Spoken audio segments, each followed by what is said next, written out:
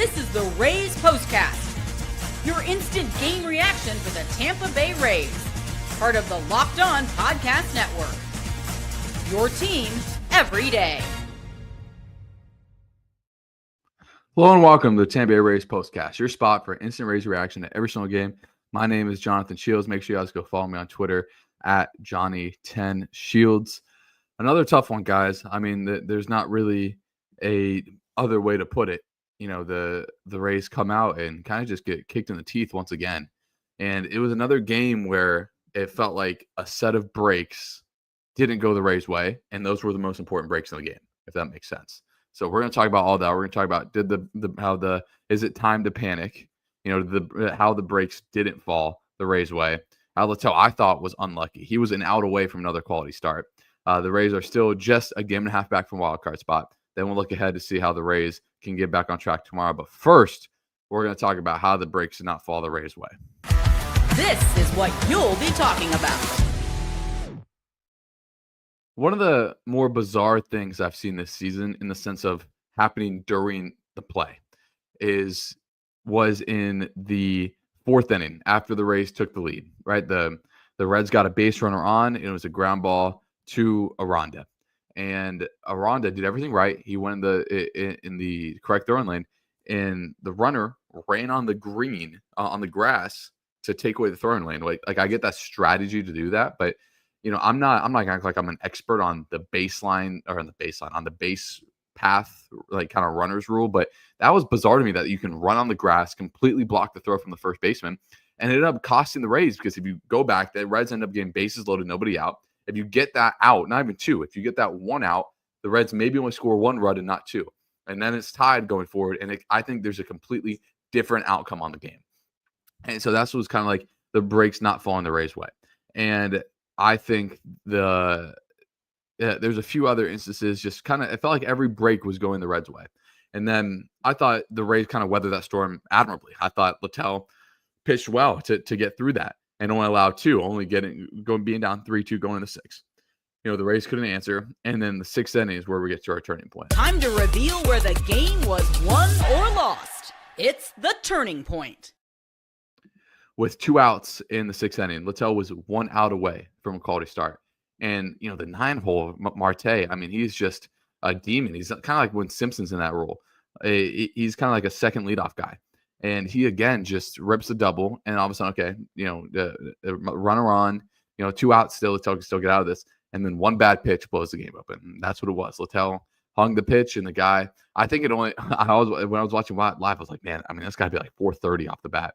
And, you know, ended up only going like 388 or something. But that right there was just like the final gut punch. It was the ending before the breaks not going the Rays' way. And then that last one was just like, man, like, you know, we're 1 out away. We're 1 pitch away from getting out of this. And they just couldn't get out of it. And then I was surprised by the way the bullpen was utilized. Now Uceta is burned for tomorrow. He was not going to pitch tomorrow. And, you know, he's one of your kind of lockdown guys. And I was surprised the way the bullpen was used. But, you know, I don't know if Engler is still down after pitching a lot of innings 2 days ago. That's probably the case. And he's been sneaky good. So maybe it's time the Rays maybe give him a bigger role. But, you know, it's time to look at this from a broader sense. The Rays didn't lose any ground. The Red Sox lost. You know, the Rays are still in a decent spot. Like, everyone's going to sound the alarm bells. The Rays have lost 3 or 4. Yes, they have. They're a game and a half out of a playoff spot still. They are fine. There's no need to say fire stuff. If they go 1-6 on this road trip, then yeah, it's time to say that. Now, it was very important, I thought, to win this first game, similar to the Boston series, because of who the Rays face tomorrow. And they face, I think, the most underrated pitcher in baseball, and the Reds ace, which is Andrew Abbott, who is 8-1 with a 2.1 ERA. I mean, he's been fantastic this season. I got to see him pitch live when I went to a Cubs game earlier this year, and he dominated the Cubs.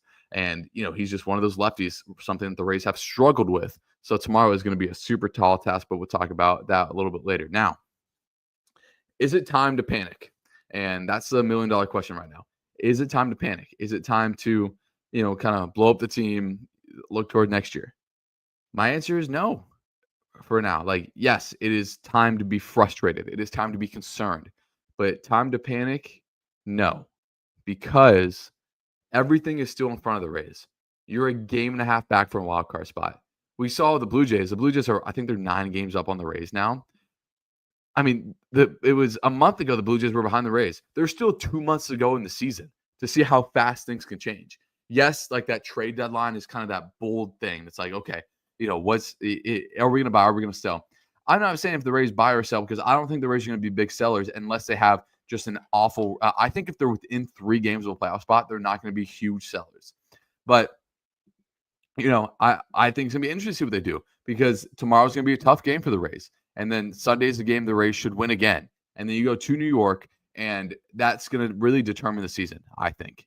And, it's tough. I mean, the injuries keep going hot. Kim hurt again. Bilal not going to come back in at least till Wednesday of the New York series. It's kind of just everything falling against them. And it's just a tough time right now. And it's one, if the Rays can battle through it, the last 6 weeks of the season can be something. After the 2-week-long road trip, the last 6 weeks is another part where the Rays could take advantage and make another push. So I don't think it's time to panic. Now, if the Rays get swept in Cincinnati, maybe it is. If the Rays go 1-6 or 2-5 on this road trip, then yes, it is. But right now, as it stands, I don't think so. And, it's a beautiful thing about baseball. We get to watch our favorite team every day. But like I always say, I think we get too hung up on the game to game. And, it's frustrating the Rays didn't come out with a little bit more tenacity after that tough loss to the White Sox. But, the Reds pitcher was really good. I mean, Martinez was good tonight. He wasn't great. He was good, but again, Martinez is a guy the Rays should take advantage of. But this offense sorely misses Brandon Lau, sorely misses Hyun-Sung Kim, and you still get production from the bottom of the lineup, not like the Reds got. And, you see the Rays get, 5 RBIs from the bottom of the lineup? That's the stuff the Rays got when they were going good. And, they're in a tough spot right now. But if you look at the gap between them and a playoff spot, it's not something where it's like, oh my gosh, we're 6 games back with 6 teams we need to hop. We're a game and a half back with only 1 team to jump to be in the playoffs. Now, if the Rangers keep winning what they have, it might be 2. But for now, it's just that 1. So it's not time to panic. It's not time to freak out. It's okay. Everything is still ahead of the Rays. Now, someone needs to tell them these next 6 games are really going to determine the rest of the season because it's the biggest 6-game stretch of the year. But we'll talk more about all that, plus look ahead to the next game for the Rays right after this. This episode is brought to you by Game Time. Have you ever decided at the last minute to head to a ball game with friends or family? Maybe it's game day and you suddenly realize you want to be in the stands. That's exactly where Game Time comes in. It's the easiest way to grab last-minute tickets without the stress. With the money you save on tickets, you can splurge on food, drinks, merch, or even invite a bigger group to come with you. Game Time makes it possible. Game Time makes buying tickets fast and simple. Prices on the app actually drop the closer you get to first pitch. And they've got incredible last-minute deals, clear seat views, and a lowest price guarantee that takes the worry out of buying. And the best part about Game Time is you can see your seats before you even go. There's so many ticket sites, you just see an area on the stadium. Game Time shows you an exact picture of what this view is going to look like from your seat. Take the guesswork out of buying tickets with Game Time. Download the Game Time app, create an account, and use code LOCKEDONMLB for $20 off your first purchase. Terms apply. Again, create an account, redeem code LOCKEDONMLB for $20 off. Download the Game Time app today. Last minute tickets, lowest price, guarantee. This episode is also brought to you by Game Day Hue. Today's episode is brought to you by Game Day Hue. And so is this hat that they sent me. And guys, I mean, this hat is super sweet. I got the Rays color on it, as you guys can see, the light blue, and it's literally the perfect golf hat. Game Day Hue makes clean, no logo gear with team-inspired colorways for every pro and college fan base. It's about letting your colors speak for you. No giant logos, just smart, versatile style that works on game day, on the course, or anywhere in between. Again, I think this is the best thing to wear on the golf course. In Florida, where I assume a lot of us is, we can golf year round. And again, look how breathable the back of this is. And again, it's not something super flashy, but the rope style that's really in style right now is on it. And I think it is just fantastic to wear. And it's not just hats. Check out the golf gloves that they make as well. Again, you can get it in that Rays colorway. And again, and it's not just for golf. You can wear this to the beach. You can wear it on the boat. You can wear it on a bike ride, wherever you guys want. right now you can get 15% off with code MLB15 at GameDayHue.com. That's GameDayHue.com. The code even stacks a bundle on bundle deals. So now is the time to load up. Let your colors talk because the colors speak louder than the words. That's GameDayHue.com. Code MLB15.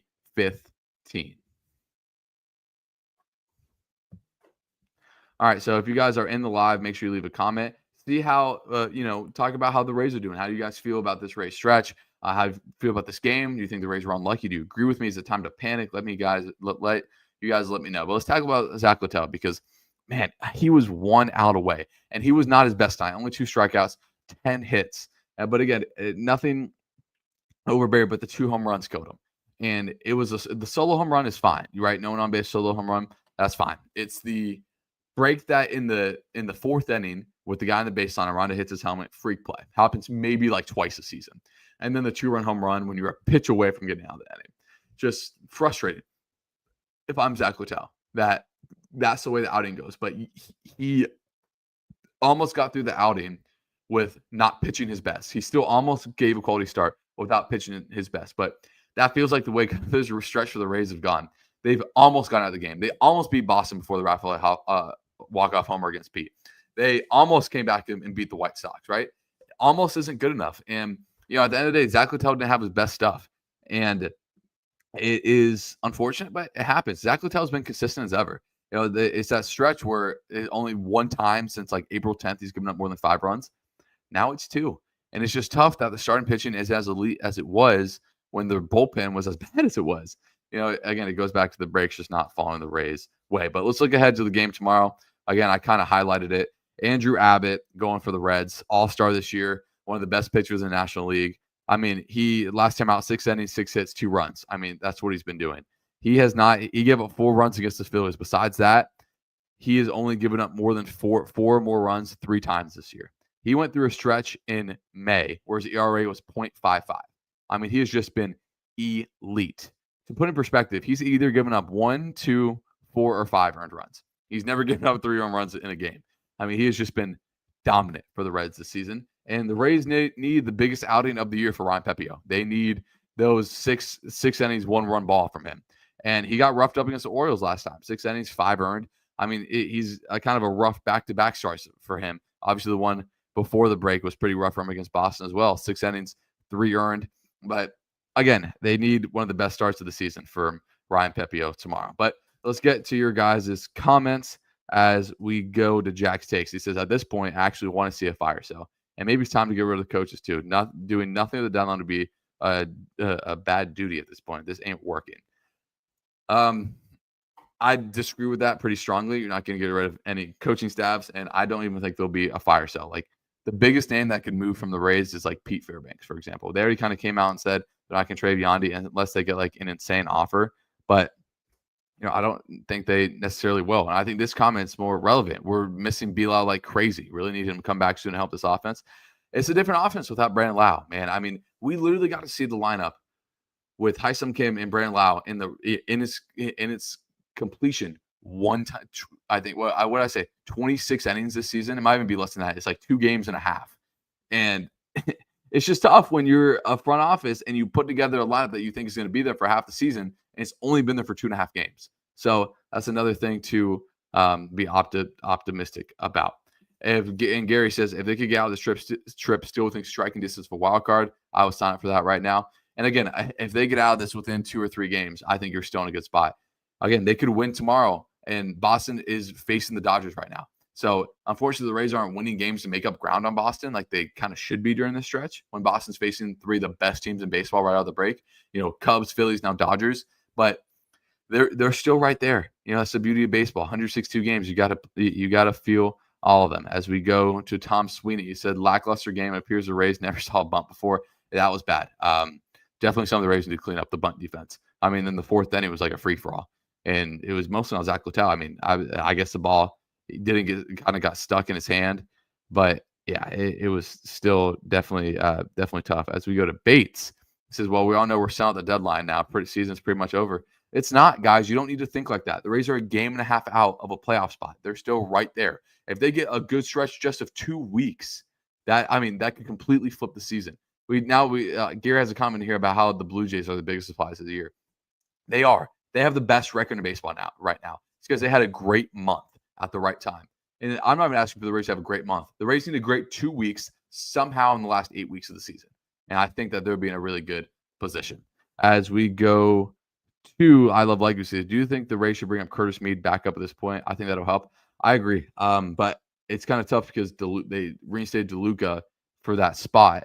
But I would send down Coco Montes for Curtis Mead. I get they want to give him everyday at bats, but at the end of the day, I mean, they gotta win on the field. They don't gotta win in Durham, right? Like Durham's great, that they're a great farm system team, but I think Curtis Mead helps the team more than Coco Montes at this point. I really, really do. And guys, a lot of the comments kind of are similar in the sense of a little bit of panic, a little bit of, it's still okay. It is still okay. Everything is in front of the Rays. Like, a lot of times I'll come on here and say it's all doom and gloom because sometimes it is. Like the last loss against the White Sox was unacceptable. The Rays are a game and a half out of a wild card with 55 or something games left to play. There's a ton of time left. It's not time to trade everyone. It's not time to, fire the managers. And I'm going to say this. It's not time to fire managers, even with about what I'm about to say. If the Rays go 2-5 on this road trip, then maybe they sell. Maybe they sell Pete Fairbanks. I don't even think they sell Bat at this point. But again, it's not the end of the world. Everything is still in front of the Rays. Let's see how they come out tomorrow against one of the best arms in the National League. And I will see you guys after the game tomorrow. I hope all of you will join. If you guys watch the whole video, make sure you guys leave a like, comment, and subscribe. And we will see you guys tomorrow night. Thank you guys all so much for joining.